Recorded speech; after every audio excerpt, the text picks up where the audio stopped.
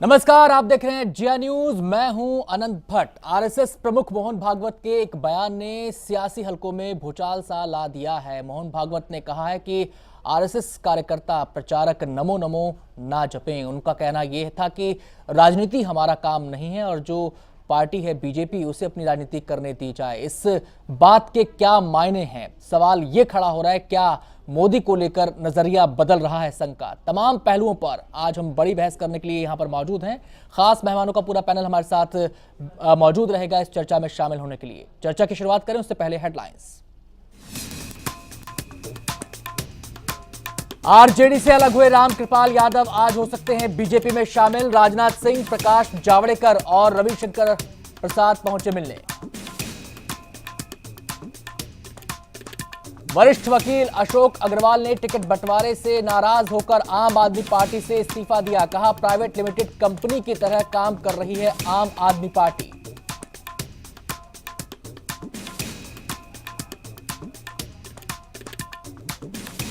छत्तीसगढ़ की झीरम घाटी में बड़ा नक्सली हमले में सीआरपीएफ के 20 जवानों के शहीद होने की खबर। सीआरपीएफ ने 3 जवानों के शहीद होने की पुष्टि। आधा दर्जन से ज्यादा जख्मी।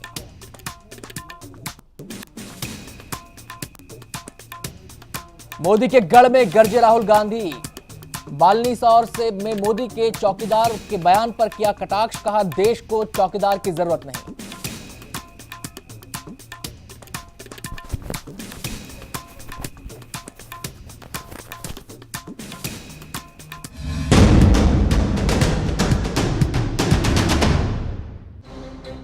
लोकसभा चुनाव की घोषणा हो चुकी है।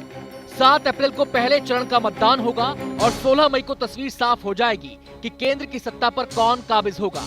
लेकिन संघ प्रमुख के एक बयान ने सियासी भूचाल ला दिया है। मोहन भागवत की संघ को हिदायत, ना जपे नमो नमो, व्यक्ति केंद्रित ना हो कार्यकर्ता। लोकसभा चुनाव से ठीक पहले जिस तरह संघ प्रमुख का नजरिया सामने आया है उसने कई सवाल खड़े कर दिए हैं। अचानक नमो नमो पर रोक क्यों? क्या आरएसएस मोदी के प्रति बदलने लगा है? क्या किसी और रणनीति पर काम कर रहा है संघ? क्या यह रणनीति पहले से ही तय थी? क्या मोदी को आगे करके माहौल बनाया गया? क्या पीएम की रेस में बीजेपी में कोई डार्क हॉर्स मौजूद है? संघ प्रमुख मोहन भागवत के बयान के बाद उठते सवालों के जवाब खंगालेंगे आज दिन भर बड़ी बहस सिर्फ जिया न्यूज पर। तो सबसे पहले आपको यह बताते हैं कि नरेंद्र मोदी को किस तरीके से आरएसएस ने तगड़ा झटका दिया है। संघ प्रमुख मोहन भागवत ने कहा है कि हमारा काम नमो नमो करना नहीं है, हमारी अपनी मर्यादा है। एक अखबार के हवाले से एक खबर दी गई है। हम राजनीति में नहीं हैं, उन्होंने ये कहा है। और कहा है कि हमें अपने लक्ष्य को पाना है। इस समय सवाल यह नहीं है कि सत्ता में कौन आए। भागवत ने कहा कि बड़ा सवाल यह है कि किसी सत्ता में नहीं आना चाहिए। उन्होंने यह भी कहा कि आरएसएस का काम सारे समाज को संगठित करना है। भागवत ने बेंगलुरु में प्रतिनिधि सभा के दौरान ये बातें कही। इस दौरान बीजेपी के राष्ट्रीय अध्यक्ष राजनाथ सिंह और संगठन महासचिव रामलाल वहां पर मौजूद थे। और आरएसएस प्रमुख मोहन भागवत के इस बयान ने ही कई सवाल खड़े कर दिए हैं। सवाल इसलिए भी खड़े हो रहे हैं क्योंकि आरएसएस प्रमुख मोहन भागवत ने ही पूरे दमखम के साथ मोदी के प्रचार में जुटने के लिए कहा था। यह तक कहा गया था उस समय कि बूथ लेवल पर कार्यकर्ता मौजूद रहने चाहिए जिससे कि मोदी के पक्ष में, बीजेपी के पक्ष में वोटिंग हो सके, माहौल ऐसा तैयार किया जाए। और यह भी बात तब सामने आई थी जब मोदी को पीएम पद का उम्मीदवार घोषित किया गया था। बीजेपी में तमाम अंदरूनी विरोध के बावजूद उस समय भी ये खबरें सामने आई कि संघ ऐसा चाहता है और संघ की इच्छा के अनुरूप ही मोदी को आगे किया जा रहा है। लेकिन अब जबकि बीजेपी मोदी के पीछे लामबंद खड़ी नजर आ रही है, हालांकि अंदरूनी खींचतान या अंदरूनी विवाद या अंदरूनी जो मतभेद हैं वो भी कभी कभी उभार ले लेते हैं, लेकिन बीजेपी के तमाम नेता यही दावा करते नजर आते हैं कि बीजेपी की लहर है, मोदी की लहर है। लोकसभा चुनाव की घोषणा हो चुकी है। ऐसे में संघ प्रमुख का यह कहना, क्या मायने हैं इसके, क्या नजरिया संघ प्रमुख का है? और सवाल यह भी क्या मोदी को लेकर संघ प्रमुख का नजरिया बदल गया है? इन तमाम सवालों पर आज हम चर्चा करने के लिए बैठे हैं और खास मेहमानों का पूरा पैनल हमारे साथ मौजूद है। लेकिन चर्चा को हम आगे बढ़ाएं उससे पहले आपको दिखाते हैं कि आरएसएस की प्रतिनिधि सभा में जो बयान मोहन भागवत ने दिया और क्या उन्होंने दरअसल कहा था बेंगलुरु की इस सभा में। मोहन भागवत ने कहा था कि कभी भी संघ कार्यकर्ता मर्यादा ना भूलें और व्यक्ति केंद्रित अभियान से दूरी बनाए रखें। भागवत जब ये भाषण दे रहे थे उस समय बीजेपी अध्यक्ष राजनाथ सिंह भी उस सभा में मौजूद थे। उन्होंने कहा कि राजनीति में संघ नहीं है और संघ का काम नमो नमो करना नहीं है।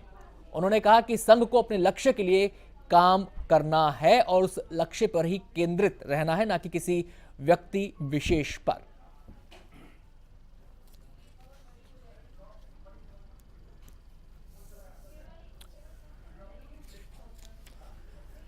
तो चर्चा की शुरुआत करें उससे पहले उन तमाम मेहमानों का परिचय आपसे करवा दें जो हमारे साथ इस चर्चा में मौजूद हैं। हमारे साथ इस समय स्टूडियो में मौजूद हैं बीजेपी नेता प्रवीण कपूर जी। प्रवीण जी, बहुत बहुत स्वागत है आपका। इनके अलावा हमारे साथ मौजूद हैं एलजेपी के national spokesperson AK Vajpayee ji. Vajpayee ji, आपका भी बहुत बहुत स्वागत है।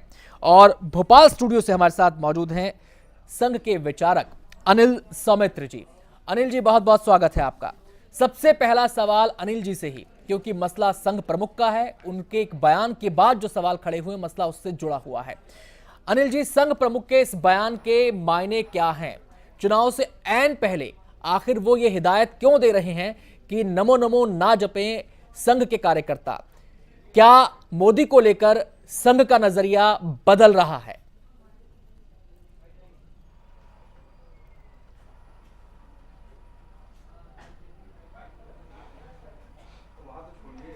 एक्चुअली हमको जब संघ प्रमुख के किसी भी वक्तव्य पर विचार करते हैं या सोचते हैं तो पूरा का पूरा जो वक्तव्य है, उनका पूरा का पूरा भाषण होगा, उसके बारे में विचार करना चाहिए।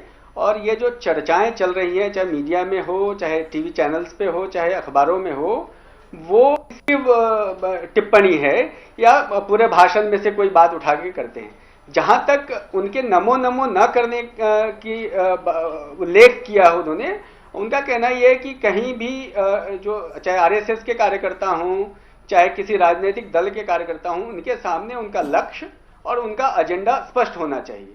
ये उन्होंने बात कही है। और कहीं ऐसा नहीं हो कि नारेबाजी में और वातावरण और माहौल देखकर हम जो जमीनी सच्चाई है या जो हमारा जमीनी काम है उसको हम भूल जाएं, हमारा जो दूरगामी लक्ष्य है हम उसको भूल जाएं। ये उन्होंने अपने भाषण में कहा होगा और इसका कहीं ना कहीं सेलेक्टिव हिस्सा चयन। अनिल जी, जो बातें आपने कही हैं उन्हीं से सवाल खड़ा होता है। क्या संघ प्रमुख ये समझ रहे हैं कि जो संघ के कार्यकर्ता हैं या संघ से जुड़े हुए लोग हैं वो सियासत में ज्यादा एक्टिव हो गए हैं, वो अपनी मूलभूत जिम्मेदारियों को भूल गए हैं? तो क्या इसके ये मायने निकलते हैं?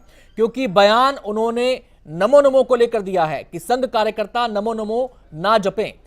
यह बयान देने की जरूरत क्यों आन पड़ी? सवाल यहां पर यह प्रमुख हो जाता है।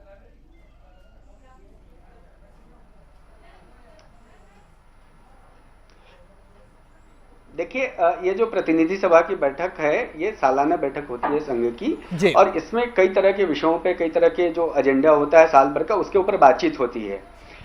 समापन भाषण होगा या समापन बौद्धिक होगा आरएसएस के जो माननीय सरसंघचालक हैं उनका, उसमें उन्होंने ये बातें कही होंगी। उसका मतलब ये है कि अपने अपने क्षेत्र में जब संघ के सामान्य कार्यकर्ता है, जो वरिष्ठ कार्यकर्ता हैं, वो अपने अपने क्षेत्र में काम करते हैं, तो उनका तात्कालिक लक्ष्य या तात्कालिक जो उद्देश्य है उस पर काम करते हुए जो उनका दूरगामी लक्ष्य है वो उसको नजरअंदाज न करें, उसको भूल न जाए। ये सामान्य बात है और वो इसको मीडिया में हिदायत के तौर पे ले सकते हैं या जिसके तौर पे, लेकिन उन्होंने अनिल जी, लेकिन मोहन भागवत जी ने ही कुछ समय पहले भोपाल में कहा था कि बूथ लेवल पर कार्यकर्ता उपस्थिति सुनिश्चित करें ताकि बीजेपी के पक्ष में ज्यादा से ज्यादा वोट पड़ सके। मोदी को जिस समय आगे किया गया था उसके बाद यह बात कही गई, और आज वही भागवत अगर ये कहते हैं कि नमो नमो ना जपें, तो ये विरोधाभास नहीं है क्या? और सवाल यहीं से खड़ा होता है कि इस विरोधाभास की स्थिति आखिर क्यों आई? क्या मोदी की लोकप्रियता को लेकर संघ आशंकित है? क्योंकि मोदी के विरोधी अक्सर उन पर यह आरोप लगाते रहे हैं कि गुजरात में ना तो उन्होंने संघ को पनपने दिया, और जो बाकी अनुषंगिक संगठन थे संघ से जुड़े हुए, चाहे वो वीएचपी हो चाहे वो बजरंग दल हो, वो भी खुली सांस नहीं ले पाए मोदी के रहते हुए। तो क्या डर संघ को भी है कि मोदी अगर राष्ट्रीय पटल पर उनका उदय होता है इस रूप में जैसा कि उनको प्रोजेक्ट किया गया, तो उनकी लोकप्रियता के छांव में कहीं संघ ना आ जाए? क्या यह आशंका है संघ को?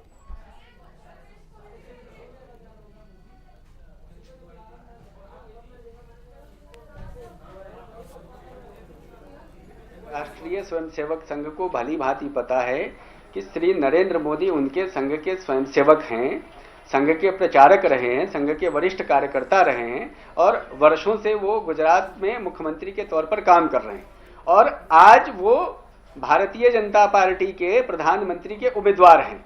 और जैसा देश भर में पूरा है, इसकी पूरी संभावना है कि भाजपा के नेतृत्व में गठबंधन की सरकार बनेगी और उसके मुखिया जैसे पूर्व में ही घोषित है श्री नरेंद्र मोदी होंगे। जहां तक नरेंद्र मोदी से संघ को डरने की बात है या किसी तरह के विरोधाभास की बात है, ये किसी प्रकार के विरोधाभास की बात नहीं है। और संघ के जो सरसंघचालक है उन्होंने कार्यकर्ताओं को सीधा संदेश दिया है, सीधी बात कही है कि अपने अपने क्षेत्र में जब हम काम करते हैं तो जो हमारा दूरगामी लक्ष्य है उसमें जो तात्कालिक लक्ष्य है वो पूरा करते हुए दूरगामी लक्ष्य को भूलना नहीं है, उसको ध्यान में रखना है। और अगर हम सिर्फ नमो नमो ही करेंगे, सिर्फ एक व्यक्ति के बारे में बात करेंगे, किसी एक मुद्दे की बात करेंगे, तो कहीं ना कहीं हमारे तो क्या संघ प्रमुख को यह लगता है कि चीजें व्यक्ति केंद्रित हो रही हैं? क्या संघ प्रमुख को फिर यह लगता है कि चीजें व्यक्ति केंद्रित हो रही हैं जो ठीक नहीं है?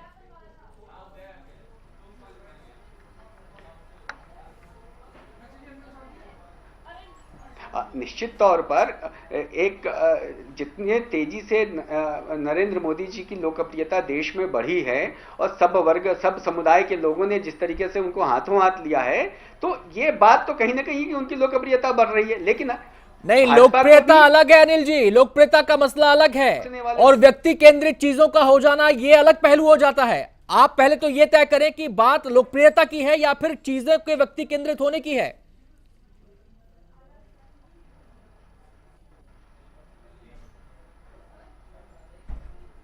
नहीं, मुझे लगता है कि इसमें व्यक्ति केंद्रित होने की बात नहीं है। लोकप्रियता के कारण कई बार ऐसी धारणा बनती है, ऐसी समझ बनती है कि कहीं ना कहीं किसी व्यक्ति पर फोकस हो रहा है। लेकिन नरेंद्र मोदी के बहाने भाजपा ने भी कई मुद्दों को, चाहे वो भ्रष्टाचार के खिलाफ मुद्दा हो या घोटालों की अनिल जी, आपने कहा कि लोकप्रियता की वजह से कई बार ऐसी धारणा बनती है कि मामला व्यक्ति केंद्रित हो रहा है, यानी कि कहीं ना कहीं किसी न किसी कोने में, चाहे बीजेपी हो चाहे वो संघ हो, ये परसेप्शन धीरे धीरे ही सही लेकिन डेवलप हो रहा है कि चीजें व्यक्ति केंद्रित कहीं ना हो जाएं। डर है इस बात का अंदर खाने?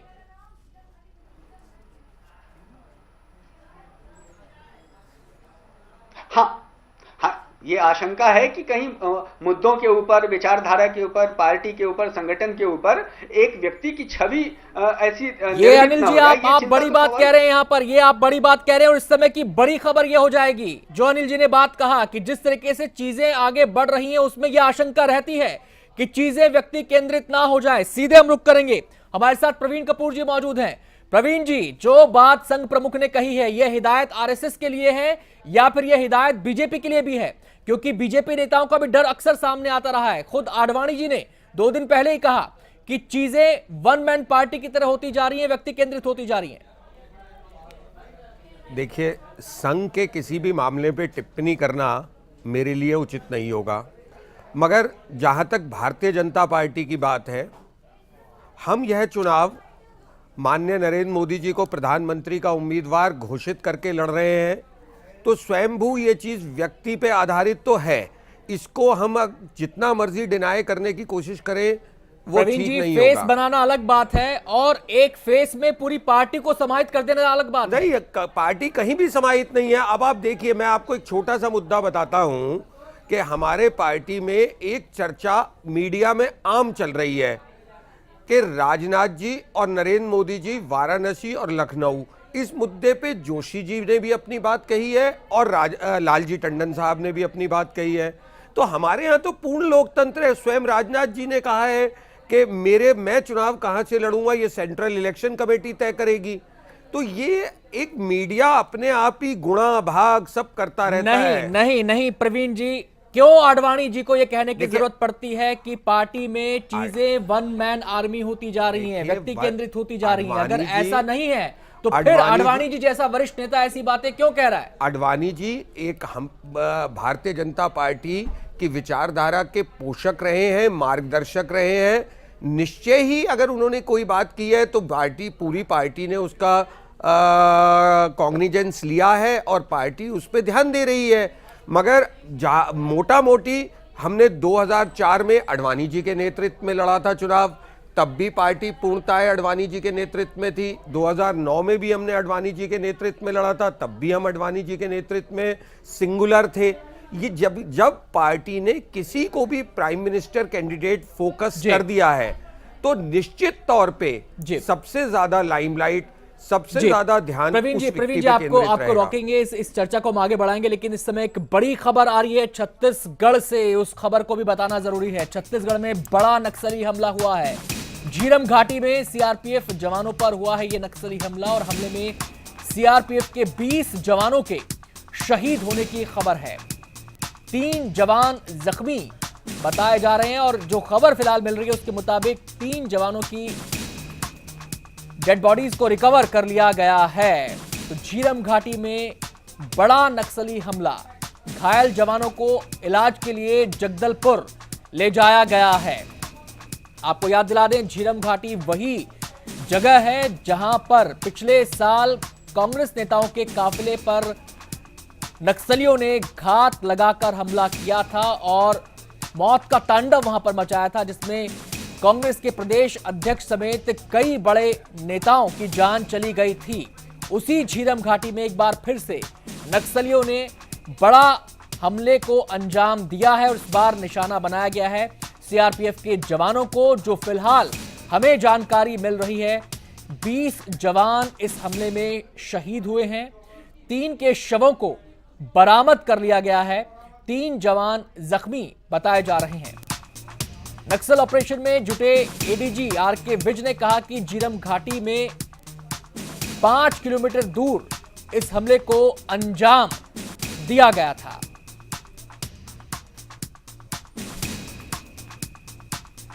और जो जानकारी हमें मिल रही है उसके मुताबिक 60 जवान इस पेट्रोलिंग पार्टी में मौजूद थे, जो अपनी बताया जा रहा है कि रूटीन गश्त पर इस इलाके में निकले हुए थे। आपको बता दें, झीरम घाटी और इसके आसपास के तमाम एरियाज छत्तीसगढ़ के नक्सल प्रभावित, जो सबसे ज्यादा नक्सल प्रभावित इलाके हैं, उनमें आते हैं और यहां पर रूटीन एक्सरसाइज होती है सुरक्षा बलों की। और सीधे हम रुक कर सकते हैं, इस समय अजीत जोगी कुछ कह रहे हैं पत्रकारों से। पक्की सड़क कही जा रही है, ये बिल्कुल रात भर में इस तरह ये काम नहीं हो सकते। तो ऐसे में सबसे बड़ी फेलियर आप मानते नहीं कि जो लोकल इंटेलिजेंस यूनिट है राज्य सरकार की, वही इसके लिए जिम्मेदार है? कई तरह की असफलताएं हैं। इंटेलिजेंस फेलियर तो है ही कि इतने अधिक लोग गए होंगे, इतनी बड़ी माइन लगाई गई, वो भी पक्की सड़क पर लगाई गई, तो कोई रातों रात या 1-2 घंटे में 2-4 लोगों ने तो नहीं किया होगा। तो कैसे इस बात की जानकारी नहीं मिली? इंटेलिजेंस फेलियर तो है ही, पर उसके साथ ही ऑपरेशनल फेलियर भी है। स्टैंडिंग इंस्ट्रक्शंस हैं कि जब इस तरह से फोर्स रवाना किया जाता है तो रोड क्लियरेंस होनी चाहिए, इस तरह से फोर्स रवाना होता है तो रोड के किनारे बंदोबस्त लगाया जाना चाहिए, और भी बहुत से सावधानी है जो बरतनी चाहिए। वो मुझे नहीं लगता, यहाँ दिल्ली में बैठे तो मैं निश्चित रूप से नहीं कह सकता, पर जिस तरह से घटना दिखाई जा रही है टेलीविजन पर, उसको देखकर लगता है कि ये सब कुछ नहीं किया गया। लेकिन सर सवाल ये भी है कि जो दिक्कतें हैं जिसकी वजह से नक्सलिज्म अभी थम नहीं रहा है, उन सारे इश्यूज पर भी जो है एड्रेस नहीं कर पा रही राज्य सरकार। लगातार जो है वो चुनाव में जीत के तो आ रहे हैं, लेकिन उन सब।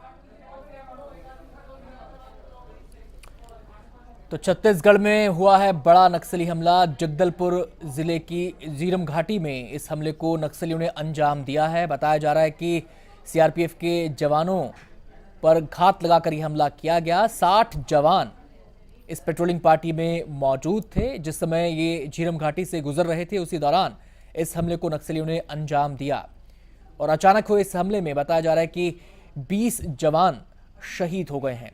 आपको बता दें कि अभी औपचारिक तौर पर इसकी पुष्टि नहीं की गई है 20 जवानों के शहीद होने की। फिलहाल जो पुष्टि हो पाई है वो 3 जवानों के शहीद होने की पुष्टि हो पाई है और 3 जवान बताया जा रहा है कि जख्मी हुए हैं। और जो जवान शहीद हुए हैं, जिन 3 जवानों के बारे में पुष्टि की गई है, उनकी डेड बॉडीज को रिकवर कर लिया गया है। एक बार फिर से हम रुख कर लेते हैं, अजीत जोगी क्या कह रहे हैं सुन लेते हैं। संवैधानिक जवाबदारी के रूप में करना चाहिए, क्योंकि संविधान में कानून व्यवस्था बनाए रखने की जवाबदारी राज्य सरकार की है। केंद्र केवल मदद कर सकता है, केंद्र केवल कोऑर्डिनेशन अर्थात समन्वय कर सकता है। मदद और समन्वय तो केंद्र जितना चाह रहा है उतना राज्य चाह रहे हैं, उतना केंद्र कर रहा है। उसके बावजूद अगर राज्य शासन सफल नहीं हो रहा है कानून और व्यवस्था के संधारण में, तो जरूर बड़ी गलतियां हैं इंटेलिजेंस फेलियर की, ऑपरेशनल फेलियर की, और पूरी समस्या को राजनीतिक रूप से गंभीरता से लेने की। Sir, English में today is one more ambush in the Chhattisgarh area. Do you think it's a matter of really concern for the personal security personnel?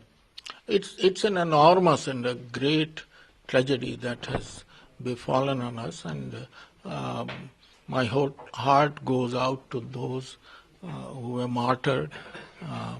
May God give the strength to the families of those who were killed in this, who become martyrs in this incident, and the state and the center, whatever help is immediately needed to be given to the families of these people should be given immediately. At the same time, the state must pull up its socks. They have not taken this seriously enough. It's almost at the same place. 32 of our Congress leaders were martyred not long ago. Same place, same kind of tragedy with the same enormity, same magnitude occurs again. This is really deplorable and must be condemned by all of us. Sir, Model Code of Conduct is acted now, and then if such kind of incident has happened, don't you think it's typically a failure of local intelligence unit because they don't have such kind of information before? This is an intelligence failure, this is an operational failure, this is a failure on all possible fronts.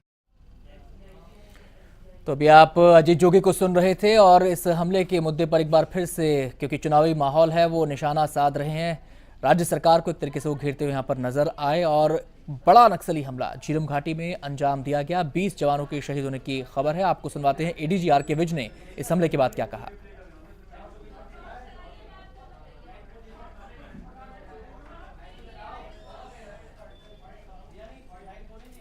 देखिए, तोंगपाल से CRPF और जिला police की एक संयुक्त party निकली थी और उसकी मुठभेड़ की सूचना आ रही है। उसमें 3 घायल तोंगपाल पहुंचे हैं और 3 डेड बॉडीज वहां से रिकवर हुई हैं। इसके अलावा और जो विस्तृत जानकारी सीनियर अधिकारियों के मौके पर पहुंचने के बाद दी जा सकेगी। आरोपी ड्यूटी में गई थी, रोड सुरक्षा की ड्यूटीज में पार्टी बाहर निकली थी। सर, अभी जानकारी के अनुसार जो है 20 जवान के ऊपर जो शहीद हुए जानकारी मिल रही है। नहीं, देखिए, एक बार मौके पर पहुंचने के बाद एग्जैक्ट स्थिति जो है वो तभी बताना संभव होगा। तो ये तस्वीरें उसी इलाके की हैं जहां पर इस नक्सली हमले को अंजाम दिया गया। आप देख सकते हैं कि जिस वाहनों के जरिए सीआरपीएफ के जवानों की पेट्रोलिंग पार्टी ट्रेवल कर रही थी, उन वाहनों में भी आग लगा दी गई। अंदाजा इन तस्वीरों को देखकर लगाया जा सकता है कि कितनी प्लानिंग इस हमले के लिए की गई होगी। और ऐसा लगता है कि अचानक हुए इस हमले से संभलने तक का मौका भी नहीं मिला पेट्रोलिंग पार्टी को, जो इस इलाके में दौरे पर निकली थी। 20 जवानों के शहीद होने की खबर फिलहाल आ रही है और जो जानकारी शुरुआती तौर पर मिली है, 60 जवानों की पेट्रोलिंग पार्टी थी। और सीधे हम रुक करेंगे, हमारे साथ इस समय जोगिंदर तोली एक्स डीआईजी फोन लाइन पर मौजूद हैं चर्चा करने के लिए। जोगिंदर जी, एक बार फिर से उसी झीरम घाटी में हमले को अंजाम दिया गया जिसमें पिछले साल कांग्रेस नेताओं को निशाना बनाया गया था। क्या लगता है आपको, एक बार फिर से जो एसओपीज होते हैं वहां पर ये फॉलो नहीं किए गए, या फिर चुनाव से पहले नक्सली इस हमले के जरिए एक खौफ का माहौल क्रिएट करना चाहते हैं जिससे कि लोगों में डर बैठे? इसमें पोजीशन ये है कि सबसे पहले जो भी ट्रूप्स वहां पे डिप्लॉय होते हैं ना जी, उनके पास इंटेलिजेंस इनपुट नहीं होता जी, सेकेंडली ये लोग टेरन से इतने पली भांति जो टेरन जो इलाका है उस इलाके से पली भांति परिचित नहीं होते जी। और इलेक्शन का तो एक सवाल है ही है कि वो टेररिज्म क्रिएट करना चाहते हैं, लेकिन आप ये समझ के चलिए कि जब तक सेंट्रल एजेंसीज, इंटेलिजेंस ब्यूरो और जो लोकल इंटेलिजेंस यूनिट्स हैं जी, और सीआरपीएफ की जो यूनिट्स हैं, इन तीनों का अगर तालमेल हो और ये सेल्फ ट्रेड हो तो ये मैं समझता हूँ कि हम लोग ये नक्सलाइट जितने भी अटैक्स हैं इनको हम पली भांति काउंटर कर सकते हैं। जी। नहीं, लेकिन ऐसा हो क्यों नहीं पा रहा? एक के बाद एक नक्सली क्यों कामयाब हो जा रहे हैं बड़े हमलों को अंजाम देने में? Lack of coordination. जी, किस स्तर पर लैक ऑफ कोऑर्डिनेशन नजर आता है आपको? सेंटर में। जी, आपको लगता है कि जो केंद्र सरकार है वो अपना पिवटल रोल ठीक से प्ले नहीं कर पा रही है? सरकार तो इंटेलिजेंस ब्यूरो के चीफ को इंस्ट्रक्शन देती है जी, लेकिन उसके बाद जो उनकी इंटेलिजेंस इनपुट आती है, ये इंटेलिजेंस इनपुट प्रॉपरली डिसमिनेट जी, स्टेट लेवल पे नहीं हो पाती। तो मैंने पहले जैसे कहा था कि proper coordination is required, which is lacking. That is the reason कि नक्सलाइट जो है वो सक्सेसफुल हो रहे हैं। जी, शुक्रिया दूसरा आपका क्या इस है? पूरी चर्चा के लिए बहुत बहुत शुक्रिया आपका।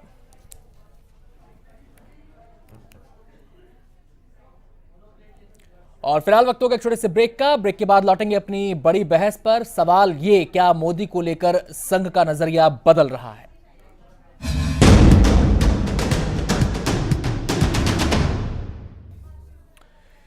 ना जपें नमो नमो, ये कहा आरएसएस प्रमुख मोहन भागवत ने। और सवाल ये उठा, क्या मोदी पर नजरिया बदल रहा है? प्रवीण जी से हमारी बातचीत चल रही थी जिसमें छत्तीसगढ़ से बड़ी खबर आई। प्रवीण जी, क्या चीजें व्यक्ति केंद्रित हो रही हैं? नहीं, मुझे बिल्कुल नहीं लगता कि व्यक्ति केंद्रित हो रही हैं। स्वयं नरेंद्र मोदी जी भी कभी चीज़ों को व्यक्ति केंद्रित नहीं करते हैं और ये एक भ्रांति सी बन रही है हर पार्टी में। देखिए, आप समाजवादी पार्टी को देखिए तो मुलायम इस सिंह जी परसेप्शन का आधार है प्रवीण जी, और पार्टी के अंदर से ही आवाज आती है। कभी अडवाणी जी सामने आते हैं, कभी इनडायरेक्टली पार्टी के दूसरे नेता सामने आते हैं। आप बताइए ना, आप बताइए किस नेता ने खड़े होकर के आज तक आपके चैनल पे या किसी भी चैनल पर ये कहा कि मुझे नरेंद्र मोदी जी का प्राइम मिनिस्टर की तरह प्रोजेक्ट करना स्वीकार्य नहीं है? सवाल पीएम कैंडिडेट के है ही नहीं यहाँ पर। सवाल ये है, क्या एक व्यक्ति के हिसाब से चीजें ढलती जा रही हैं? क्या एक व्यक्ति में पार्टी सिमटती जा रही है? देखिए, मैं उन लोगों में से हूं, मैं इसमें मानता ये हूं सबसे अच्छी बात होती है आप साफ बोले, सुखी रहें। जी, एक बात बड़ी स्पष्ट है कि जब आप प्राइम मिनिस्टर प्रोजेक्ट करके चुनाव लड़ेंगे तो बहुत सारी चीजें बहुत बार व्यक्तिगत लगेंगी, मगर वो व्यक्तिगत बिल्कुल नहीं है। नरेंद्र मोदी जी संघ के प्रचारक रहे हैं, भारतीय जनता पार्टी के पिछले लगभग 25 वर्ष से कर्मठ कार्यकर्ता रहे हैं, और आज अगर वो प्रधानमंत्री के लिए प्रोजेक्टेड है तो मुझ समेत भारतीय जनता पार्टी का हर कार्यकर्ता अपने को गौरवान्वित महसूस करता है। यानी कि जो संघ प्रमुख ने बातें कही हैं उस पर कम से कम बीजेपी तो तवज्जो नहीं देगी। बिल्कुल ऐसा है ही नहीं। संघ प्रमुख जी ने भी ये कहीं नहीं कहा है। उन्होंने ये कहा है, आप व्यक्तिवादी नमो नमो मत कीजिए, आप भारतीय जनता पार्टी को मजबूत करने में साथ दीजिए, और इसमें कोई बुराई नहीं है। चलिए, आपके सहयोगी हैं, अभी हाल फिलहाल में ही एनडीए में आए हैं, एलजेपी के नेता ए के वाजपेयी जी हमारे साथ मौजूद हैं। वाजपेयी जी, आपसे ये जानना चाहेंगे कि बीजेपी में फिलहाल जो स्थितियां हैं, कांग्रेस लगातार कह रही है कि चीजें व्यक्ति केंद्रित होती जा रही है, पार्टी के अंदर से ऐसी आवाजें आ रही हैं, भागवत जी का बयान हमारे सामने है जो हिदायत देते हुए नजर आ रहे हैं कि नमो नमो मत कीजिए, यानी कि एक व्यक्ति विशेष का गुणगान मत कीजिए, कम से कम संघ कार्यकर्ताओं को तो डायरेक्टली वो ये कह रहे हैं। बीजेपी क्या सोचती है? बीजेपी का अपना नजरिया हो सकता है। आप क्या मानते हैं, क्या बीजेपी में स्थितियां ऐसी हैं और आपका जो गठबंधन हुआ है वो व्यक्ति विशेष को लेकर गठबंधन हुआ है, या फिर गठबंधन ये पार्टी से है या फिर चेहरे से है? देखिए, दो चीज़ें बड़ी साफ हैं जी। पहली तो ये कि आरएसएस की कार्यप्रणाली पिछले 50 सालों से क्या रही है ये देश की जनता को मालूम है। बीजेपी की कार्यप्रणाली आरएसएस के संरक्षण में चलती है, उनके आदेशों पे चलती है, ये भी जनता को मालूम है। जी। अब सवाल है कि व्यक्तिगत पूजा होने लगी या नहीं होने लगी। मेरा व्यक्तिगत मानना ये है कि शायद आरएस जी जो संरक्षक हैं आरएसएस के, उनका इशारा जो है चापलूसिता की तरफ ज़्यादा है, चाटुकारिता की तरफ ज़्यादा है। उससे बचने का संदेश वो देना चाहते हैं, ना कि वो मोदी को कंडेम करना चाह रहे हैं। और जहाँ तक रहा सवाल हमारी पार्टी का, हम लोग एनडीए का हिस्सा बने हैं जी। नेशनल डेमोक्रेटिक अलायंस जी। जैसा कि मोदी जी ने स्वयं कहा कि उसका एक मिनिमम कॉमन एजेंडा बनेगा, जैसा कि पहले बना था। उसमें और बहुत सी पार्टियां ज्वाइन करेंगी, अभी कुछ अभी कर रही हैं, कुछ इलेक्शन के बाद भी आ सकती हैं। और उस कॉमन मिनिमम एजेंडा के तहत भारत के प्रधानमंत्री अगर मोदी जी बनते हैं तो उसको सरकार को चलाया जाए। संघ प्रमुख की बातों से सहमत हैं आपकी? ऐसा नहीं होना चाहिए, चीजें व्यक्ति केंद्रित नहीं होनी चाहिए चीजें। मेरा व्यक्तिगत मानना यह है कि उनका इशारा मोदी की तरफ ना होकर चाटुकारिता की तरफ ज्यादा है, जैसा कि लगता है। नहीं, मैं सीधा सवाल आपसे कर रहा हूँ ना। मैं सवाल ये कर रहा हूँ कि चीजें व्यक्ति केंद्रित होनी चाहिए नहीं होनी चाहिए, सवाल ये यहाँ पर उठ रहा है। भाई आप क्या मानते हैं? डायरेक्टली और इनडायरेक्टली की अगर प्रधानमंत्री भारत के मोदी जी बनते हैं तो किसी हद तक व्यक्तिगत तो होना वाजिब भी है और वो होगा भी, इसको कोई डिनाई नहीं कर सकता इस बात जी। लेकिन एक पार्टी में एक व्यक्ति के पीछे पूरी पार्टी नजर आए, एक व्यक्ति में ही पार्टी समाहित हो जाए, क्या ये जायज है एक लोकतांत्रिक देश के लिए, इन डेमोक्रेसी के लिए? डेमोक्रेसी में बीजेपी का अंदरूनी मामला, उसमें हम कुछ विचार नहीं रखना चाहेंगे अपना, लेकिन व्यक्तिगत तो डेमोक्रेसी के लिए सब बीजेपी की एक सहयोगी थी जेडीयू, जो इसी बात पर अलग हुई थी, उन्हें आपत्ति बीजेपी से नहीं थी, उन्हें आपत्ति एक व्यक्ति विशेष से थी। उनका मुद्दा दूसरा था जी। वो उन्होंने किस वोट की राजनीति के लिए अपना पाला पलटा और 16-17 सालों तक किस राजनीति के लिए वो उनके साथ रहे, ये उसका विषय था। उसको इस विषय से नहीं जोड़ा जा सकता। लौटते हैं आपके पास, AK वाजपेयी जी आपके पास लौटते हैं, सीधे हम रुक करेंगे। हमारे साथ अमरनाथ अग्रवाल जी भी मौजूद हैं, लखनऊ स्टूडियो में हमारे मौजूद हैं, वो कांग्रेस नेता। अग्रवाल जी, बहुत बहुत स्वागत है आपका। संघ प्रमुख कह रहे हैं कि नमो नमो ना जपो, यानी कि चीजें व्यक्ति केंद्रित ना हो। क्या आपको लगता है कि ऐसा हो रहा है बीजेपी में?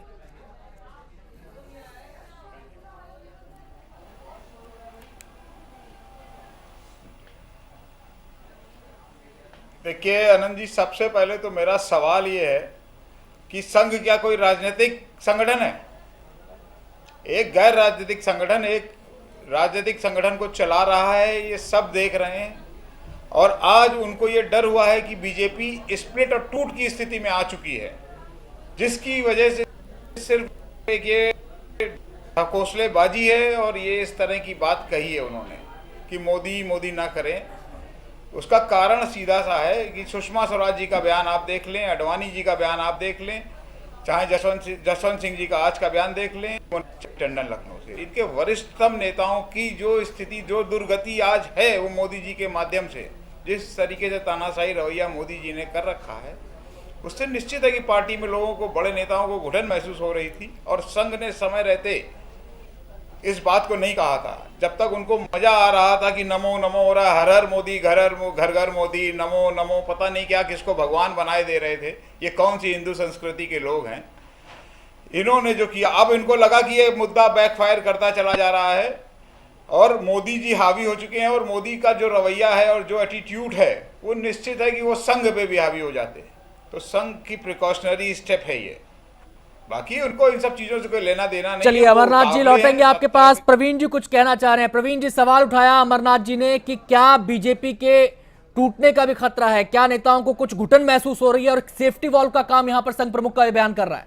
अग्रवाल जी, मेरा आपका वंदन करते हुए एक प्रश्न पूछना चाहता हूं, क्या आपकी कांग्रेस पार्टी में सोनिया माता और राहुल बाबा के नेतृत्व के खिलाफ इतनी आवाज निकालने की इजाजत है जितनी हमारी भारतीय जनता पार्टी में आपके लखनऊ के ही लालजी टंडन जी ने हमारे राष्ट्रीय अध्यक्ष की बाबत कुछ भी कह दिया?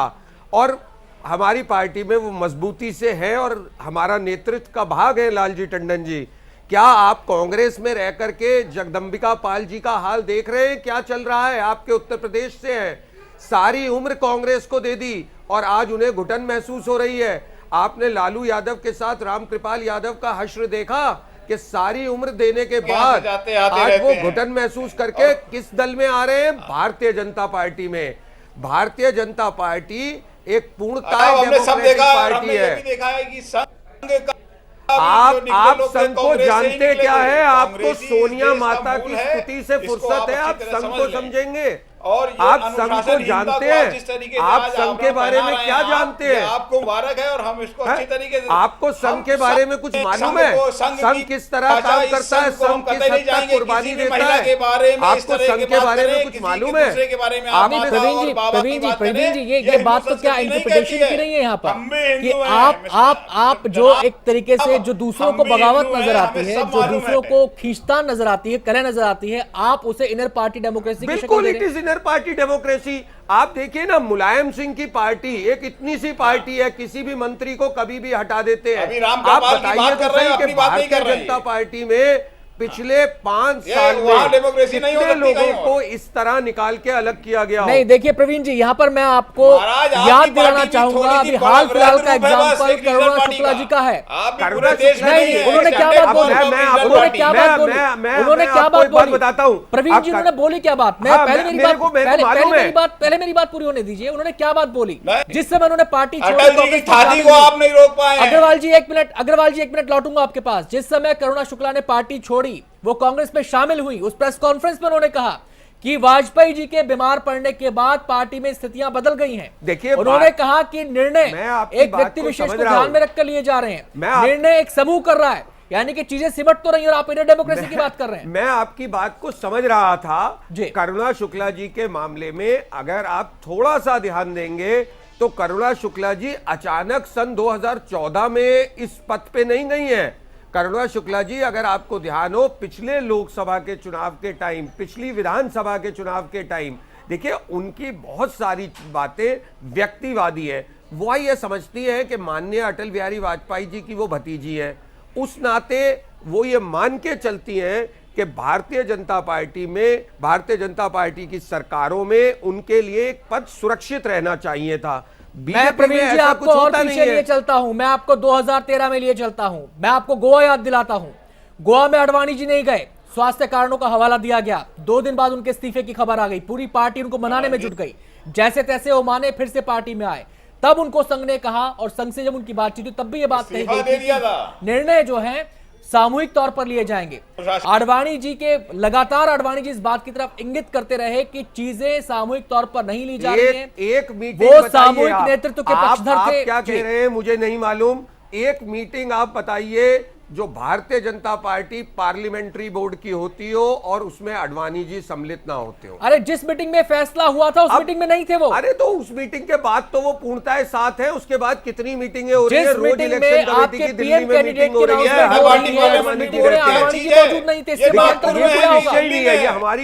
ये हमारे परिवार में क्या विषय है वो हमारा विषय है।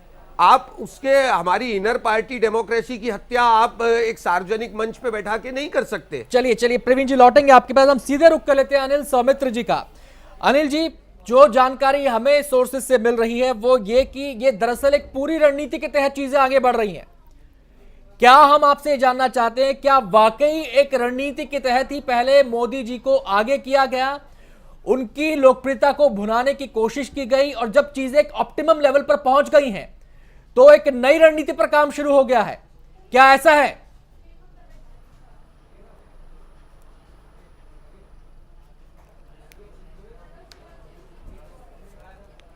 देखिए, जहां तक राष्ट्रीय स्वयंसेवक संघ का सवाल है, या मैं तो कहूंगा भाजपा का भी सवाल है, तो भाजपा ने भी हमेशा ये कहा है कि व्यक्ति से बड़ा संगठन या दल और दल से बड़ा देश। और ये सारे जब देश की बात करते हैं तो वो सारे लक्ष्य, सारे उद्देश्य, सारे एजेंडा, मुद्दे, विचारधारा, ये सारी तमाम बातें होती हैं। तो भाजपा ने भी कहा है, और संघ में तो पूरे संगठन में व्यक्ति गौण है। और इसीलिए आप देखें कि चाहे वो संघ की प्रार्थना हो, चाहे संघ की कार्य पद्धति हो, व्यक्ति निर्माण की बात जरूर करते हैं वो, लेकिन गौण है। और सौमित्र जी, आज ये सवाल, इस सवाल पर अगर आज हम चर्चा कर रहे हैं तो इसके पृष्ठभूमि यही है कि ये संघ ही था, जिसकी तरफ से कहा गया था कि मोदी को कैंडिडेट बनाया जाए, ये संघ ही था जिसके दबाव में आडवाणी जी को भी पीछे हटना पड़ा था। ये संघ ही था जिन्होंने अपने कार्यकर्ताओं को आदेश दिए थे, निर्देश दिए थे कि घर घर जाके प्रचार करें, परिवर्तन जरूरी है। और ये संघ ही है आज। दो दिन पहले भागवत जी को ये कहना पड़ता है कि नमो नमो ना जपें, तो कुछ तो बदलाव हुआ है, कुछ तो फर्क आया है। वो फर्क ही हम समझना चाह रहे हैं आपसे कि ऐसा क्या हुआ है इस बीच। अब आपके माध्यम से मैं एक जानकारी देना चाहता हूं कि संघ ने कभी भी ये नहीं कहा कि मोदी के पक्ष में प्रचार करो या भाजपा के पक्ष में प्रचार करो। संघ प्रमुख ने सार्वजनिक तौर पर एक अपने उद्बोधन में, अपने भाषण में ये कहा था कि ज्यादा से ज्यादा मतदान होना चाहिए, और अगर 100% मतदान होता है तो ये लोकतंत्र के लिए स्वस्थ परंपरा होगी, लोकतंत्र को मजबूत करने की दिशा में एक बड़ा कदम होगा। ये उन्होंने जरूर कहा था कि बैठकों में भी ये विचार हुआ है, ये बताया गया है कि अभी चूंकि चुनाव का माहौल है, इसलिए कार्यकर्ता ये काम करें कि मतदान ज्यादा से ज्यादा हो। और अगर वो संघ प्रमुख बेंगलुरु में ये भी कह रहे थे कि ये जरूरी नहीं है कौन आना चाहिए, जरूरी ये है कि कौन नहीं आना चाहिए। अब मैं इसी से जुड़ा आपसे सवाल पूछता हूं कि संघ से जुड़े होने के नाते आप क्या सोचते हैं, किसको आना चाहिए, किसको नहीं आना चाहिए? आप बात कर रहे हैं कि आप राजनीति से नहीं जुड़े हुए हैं, आपने कभी ये नहीं कहा, कभी वो नहीं कहा। नहीं, बात ये नहीं है, जो आपकी पूरी फिलॉसफी थी, जो पूरा आपका एक ट्रैक था सोच का, वो सामने है सबके, उससे आप मुकर नहीं सकते।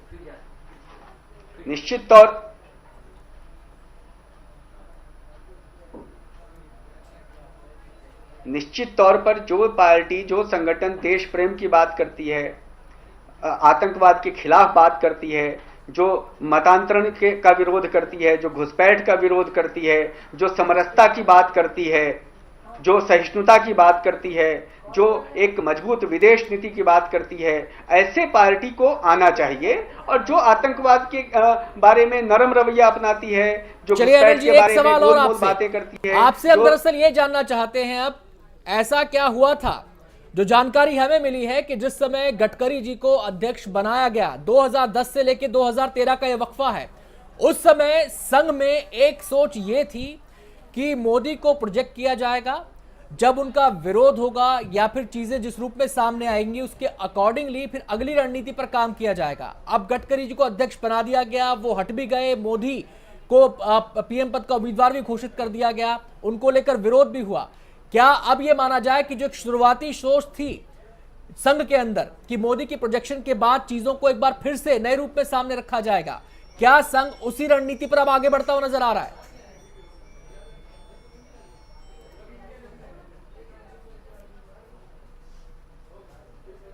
अब मुझे आनंद जी पता नहीं आपके सोर्सेज कहाँ के हैं, नागपुर के हैं, दिल्ली के हैं, मुझे ये पता नहीं है, और कहाँ से आपको खबरें हाथ लगती हैं, पर इतना जरूर तय है कि भारतीय जनता पार्टी ने कोई सोच विचार के कोई रणनीति बनाई है, और उनका नीतिगत फैसला है कि प्रधानमंत्री का उम्मीदवार घोषित किया जाए। बहुत पहले की बात है, साल भर, 1.5 साल पहले से ये कवायद चल रही थी, और बाद में उन्होंने गोवा की बैठक में ये तय हो गया कि श्री नरेंद्र मोदी भारतीय जनता पार्टी के प्रधानमंत्री के उम्मीदवार होंगे। उस समय बहुत सारे मतभेद और इसकी तमाम सारी बातें हुई, लेकिन आज जो स्थिति है उसमें देखने को मिल रहा है, चाहे दूसरी पार्टियां हों या भारतीय जनता पार्टी के कार्यकर्ता या उनका जो नेतृत्व है, सब लोग एक साथ उनके साथ। प्रवीण जी से यहाँ पे सवाल करना चाहेंगे। प्रवीण जी, जो संघ प्रमुख का ये बयान है, इसके कई आयाम है इस बयान, क्योंकि मोहन भागवत जी बिना कुछ सोचे समझे, वो कोई केवल एक सिंपली कोई प्रचारक नहीं है, बिना कुछ सोचे समझे वो कहते नहीं। अगर उन्होंने कुछ कहा है तो उसके पीछे के कुछ ना कुछ दर्शन रहा होगा, ये बात आप भी एक्सेप्ट करेंगे, ये बात हम भी मानते हैं।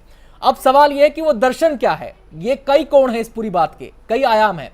अब एक पहलू इसमें यह भी जाके जुड़ता है कि मोदी को पीएम पद का उम्मीदवार घोषित करके आपने एक पॉपुलैरिटी कैचर की तरीके से इस्तेमाल किया, लेकिन चीजें केवल पॉपुलैरिटी से नहीं बदलेंगी, चुनाव के बाद के समीकरण भी हैं, उसके बाद की परिस्थितियां भी हैं। क्या ये उसकी पृष्ठभूमि तैयार हो रही है चुनाव के बाद की परिस्थितियों की, जहां पर अलायंसेस कैचर की बात भी हो जाए, जहां पर अलायंस कैचर की बात भी हो जाए? और यहीं से एक सवाल खड़ा होता है, क्या किसी डार्क हॉर्स की भी यहां पर गुंजाइश है? प्रवीण जी, आपसे सवाल है।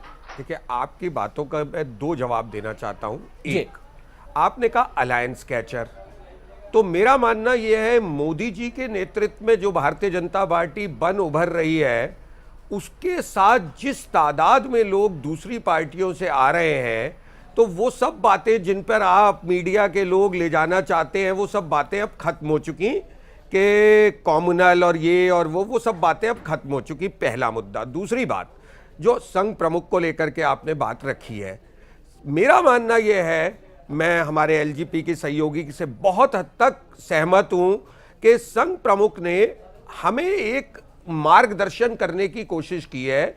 2009 और 4 दोनों में कहीं ना कहीं हम, जैसे 2004 में इंडिया शाइनिंग वाला कैंपेन था, वो कहीं ना कहीं हमें एक महत्वाकांक्षाएं पला गया और हम उनका शिकार हो गए। 2009 में भी हमें ऐसा लग रहा था बस कांग्रेस तो गई और हम आ रहे हैं, हम उसका शिकार हो गए। और इस बार हमें ऐसा लग रहा है कि मोदी जी की व्यक्तिगत पॉपुलैरिटी, कांग्रेस के विरुद्ध देश का माहौल हमें जरूर सत्ता में ला रहे हैं। तो कहीं ना कहीं, और ऐसी परिस्थितियों में बहुत से पार्टी के अंदर और बाहर से चापलूस लोग हो सकते हैं जो बीजेपी के नेतृत्व का मानस बिगाड़ दें, और हम बजाय बूथ लेवल पर कंसंट्रेट करने के कहीं ना कहीं भटक जाएं, मानो मोदी जी का व्यक्तिवाद नाम हमें सत्ता तक पहुंचा देगा। तो संघ प्रमुख ने एक सही समय पे चुनाव से लगभग 1-1.5 महीना पहले हमें सतर्क कर दिया है, और हमें संघ प्रमुख की बात को पूर्ण पॉजिटिवनेस के साथ, जिस तरह अनिल जी ने भी अभी कहा है, हमें पूर्ण पॉजिटिव आप ही की बात से सवाल ये भी खड़ा हो जाएगा कि यानी कि सतर्कता हट रही थी बीजेपी के लेवल पर, जो सावधानी की हिदायत देनी पड़ी। बिल्कुल, अगर ऐसा है तो फिर सवाल ये भी खड़ा होगा। बिल्कुल, मैं तो स्वीकार करता हूं कि कई बार जब घोड़ा बहुत लहर चल रही है, ये अंधविश्वास ज्यादा है, आत्मविश्वास कम है। नहीं, देखिए, अंधविश्वास नहीं है, आत्मविश्वास अपनी जगह है, मगर आत्मविश्वास कई बार एक ऐसे लेवल को क्रॉस कर जाता है जहां से उसका लाभ चापलूस लोग उठा लेते हैं, और कई बार बहुत पार्टी में मौजूदगी है चापलूसों की, पार्टी में मौजूदगी है चापलूसों। देखिए, हर पार्टी में होती है, हर पार्टी में गणेश परिक्रमा करने वाले और चापलूस लोग होते हैं। चलिए, आप बधाई के पात्र हैं, आप इतनी साफगोई से बात कर रहे हैं, आप बधाई के पात्र हैं। खैर, इस पूरे मसले को लेकर प्रतिक्रियाएं भी सामने आ रही हैं। जब ये मामला सामने आया, बयान सामने आया और इसको लेकर विवाद बढ़ा, तो आरएसएस की तरफ से सफाई भी सामने आई है। संघ के नेता, संघ प्रवक्ता राम माधव ने इस मसले को लेकर एक ट्वीट किया है और मीडिया पर ठीकरा उन्होंने फोड़ दिया है इस पूरे मामले का। राम माधव ने कहा है कि भागवत के बयान का गलत मतलब निकाला जा रहा है। उन्होंने सिर्फ इतना कहा है कि संघ का लक्ष्य मुद्दों पर केंद्रित है, जबकि पार्टी का अपना लक्ष्य हो सकता है। तो ये सफाई संघ प्रवक्ता राम माधव की तरफ से आई है। इस पूरे बयान को लेकर जो प्रतिक्रियाएं आई और जो इसको लेकर विवाद हुआ, सवाल उठे, उन तमाम पहलुओं को देखते हुए हमारे साथ ए.के. वाजपेयी जी मौजूद हैं, एलजेपी के स्पोक्स पर्सन। वाजपेयी जी, आप भी सियासत को बखूबी समझते हैं, उसकी बारीकियों को, उसकी पेचीदगियों को। सवाल यहां पर यह उठ रहा है कि रामविलास पासवान जी आ गए हैं और लगातार ये कोशिश बीजेपी की तरफ से भी रही है कि अगर पासवान जी आते हैं तो ये दिखाया जाएगा कि मोदी की एक्सेप्टेबिलिटी बढ़ रही है। लेकिन क्या जो संघ प्रमुख ने बात कही है उसमें एक अंदेशा, आशंका अभी भी बीजेपी के किसी कॉर्नर में, संघ के किसी मन में है कि चुनाव के बाद स्थितियां क्या होंगी? क्या ये अलायंस बढ़ पाएगा, नहीं बढ़ पाएगा? क्या ये आशंका है? और उस आशंका को देखते हुए एक पैरेलल रणनीति भी सामने रखी जा रही है और उसकी पृष्ठभूमि इस बयान के जरिए तैयार हो रही है। देखिए, एक बात आप बड़ा समझ लीजिए इस बात को जी, कि इस चुनाव में राम मंदिर का मुद्दा नगण्य है जी, आर्टिकल 370 का मुद्दा नगण्य है, कॉमन सिविल कोड का मुद्दा नगण्य है। तो जब ये तीनों चीज़ें बाहर हैं तो ना तो किसी को बीजेपी से ऐतराज़ है, ना किसी को आरएसएस से ऐतराज़ है। और उसका अभी हाल फिलहाल में आपने देखा कि ये गोरखा मुक्ति फ्रंट भी आके ज्वाइन कर गया है, संगमा साहब भी आने की तरफ है एनडीए की तरफ। तो ये सारे के सारे लोग ये मान के चल रहे हैं कि जैसे एनडीए का कॉमन एजेंडा पहले बना था वही कॉमन एजेंडा बनेगा। उसमें दलित भी होंगे, मुस्लिम भी होंगे, समाज के पिछड़े वर्ग भी होंगे, और उसी के तहत पार्टियां ज़्यादा से ज़्यादा एनडीए के थैले में आकर गिरेंगी, ऐसा मेरा मानना है। और दूसरी बात एक और है कि यहाँ इस बार चुनाव का मुद्दा सांप्रदायिकता या दूसरा नहीं है, सेकुलरिज्म नहीं है, डेवलपमेंट और करप्शन का मुद्दा मेन है। चलिए, सीधे हम रुक करेंगे अमरनाथ अग्रवाल जी का। अगर चीजें उस सूरत में गढ़ी जा रही हैं, बुरी जा रही हैं अग्रवाल जी, तो ये तो कांग्रेस के लिए परेशानी पैदा करने वाली हैं, चुनौतियां कांग्रेस की बढ़ने जा रही हैं।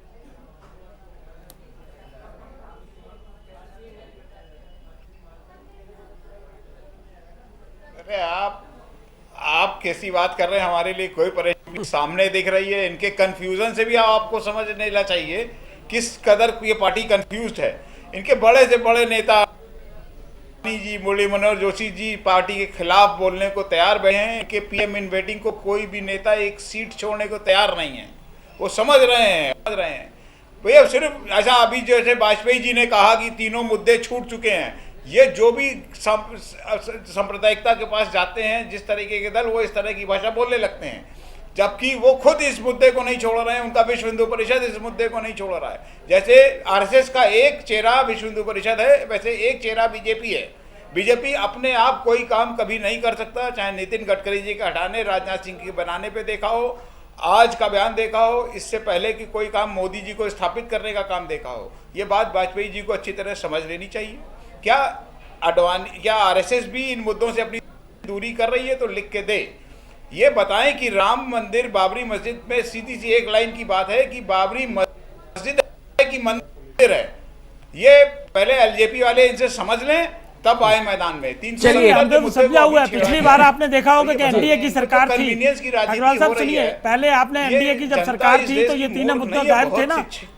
इसी तरह जब एनडीए की सरकार बनेगी तो ये तीनों मुद्दे बाहर रहेंगे, इस बात से आप आश्वस्त। चलिए चलते चलते एक छोटा सा सवाल मैं प्रवीण जी से लेना चाहूंगा। प्रवीण जी, अब जो प्रतिक्रियाएं या फिर जो पार्टी के तरफ से अंदर से जो बयान आ रहे हैं जिसमें एक खींचतान का आभास होता है, संकेत होता है, क्या ये माना जाए कि मोदी के पैरेलल कोई डार्क हॉर्स भी पार्टी में है?